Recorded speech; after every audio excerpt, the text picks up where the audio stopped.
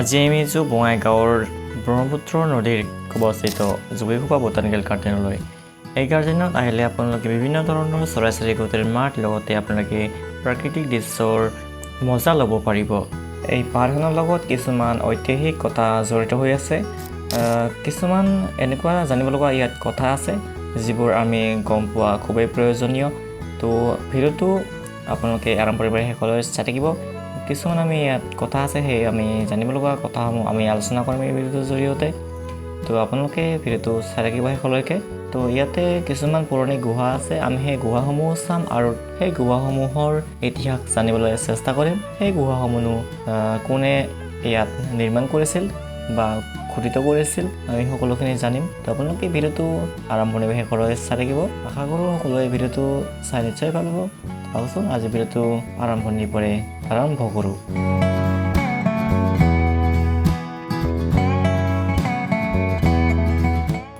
আমাৰ যাত্ৰা ছয়গাঁৱৰ পৰাই বঙাইগাঁও জিলালৈ আছিল আৰু ছয়গাঁৱৰ পৰাই ইফালে গোৱালপাৰা দিশে গ'লে মা কালীৰ মন্দিৰ ইয়াতে দেখিবলৈ পোৱা যায়।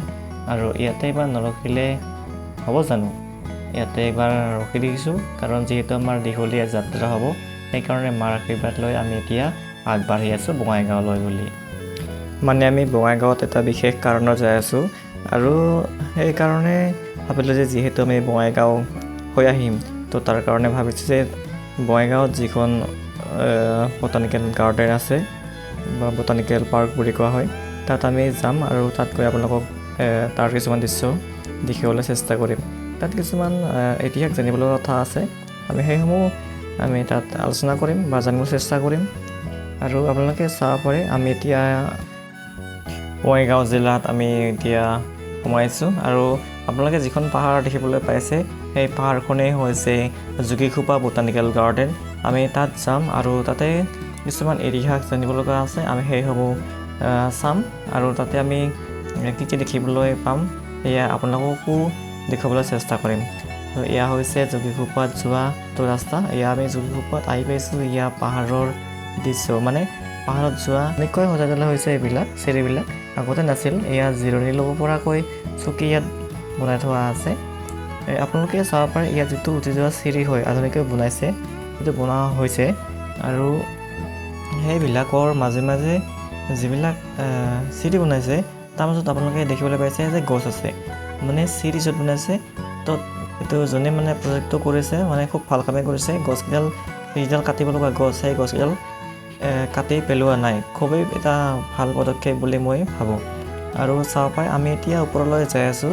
ওপৰত পাৰ্ক আছে, আমি ইয়াৰ ওপৰৰ পৰাই ব্ৰহ্মপুত্ৰ নদী দেখিবলৈ পাম। তলৰ পৰা যিহেতু দেখিবলৈ পোৱা যায়, আমি ওপৰৰ পৰাই চাম পাহাৰত।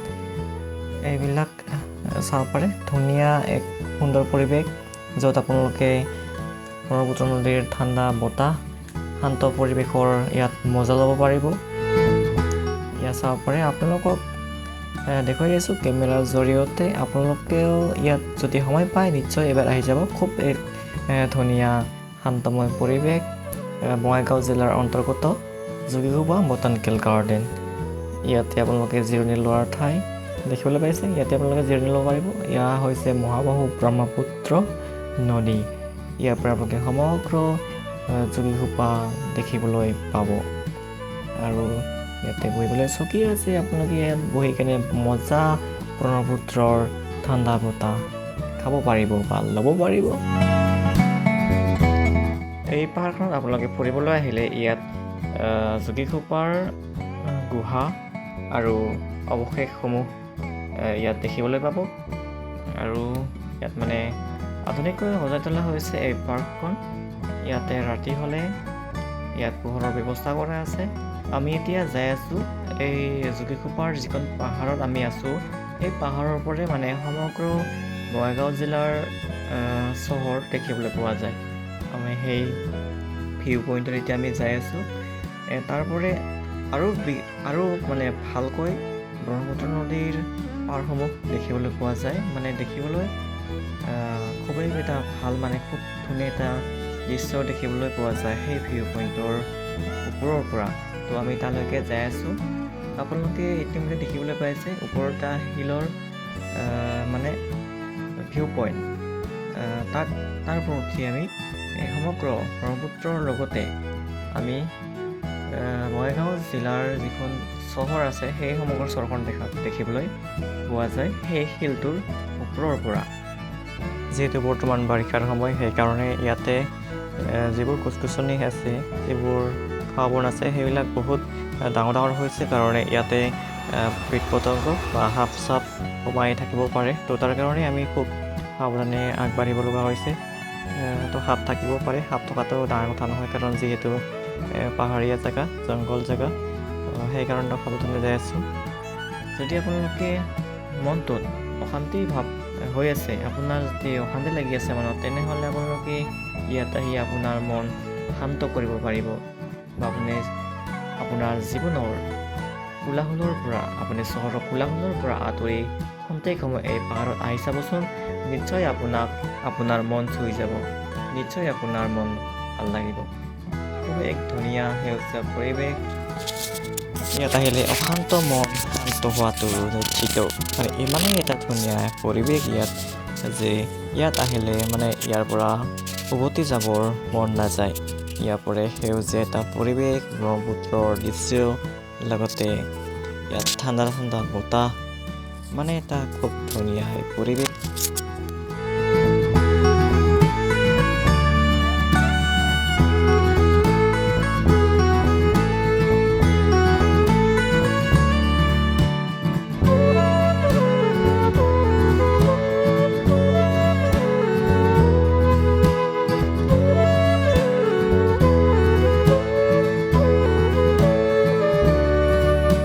আমি এতিয়া এই ভিউ পইণ্টৰ পৰা তললৈ নামি যাই আছোঁ।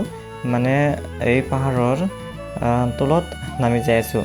তলত কিছুমান গুহা আছে। এতিয়া আমি সেই গুহাসমূহ চাম আৰু তাৰে আমি ইতিহাস কিছু মানে যিখিনি মই জানো সেইখিনি আপোনালোকক জনাবলৈ চেষ্টা কৰিম। তো আপোনালোকে ভিডিঅ'টো চাই থাকিবচোন শেষলৈকে। এতিয়া আমি একদম পাহাৰৰ তলত আহি পাইছোঁ।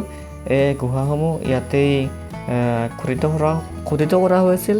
শালস্তম্ভ বংশৰ ৰাজত্বকালত এই গুহাসমূহ নিৰ্মাণ কৰা হৈছিল আৰু ইয়াতে পূজাপাঠ কৰিছিল।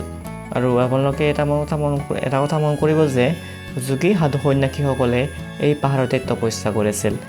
আৰু ব্ৰিটিছ শাসনকালত, লগতে আহোম শাসনকালত যোগীঘোপা বটানিকেল গাৰ্ডেনৰ আশে পাশে যিবোৰ নদী বন্দৰ আছিল সেইবোৰত ব্ৰিটিছ আৰু আহোমসকলে বাণিজ্যিক বন্দৰ, নদী বন্দৰ তেওঁলোকে ইয়াতে স্থাপন কৰিছিল, যাৰ জৰিয়তে তেওঁলোকে সামগ্ৰীবোৰ অনা বা নিয়া ব্যৱস্থা কৰিছিল।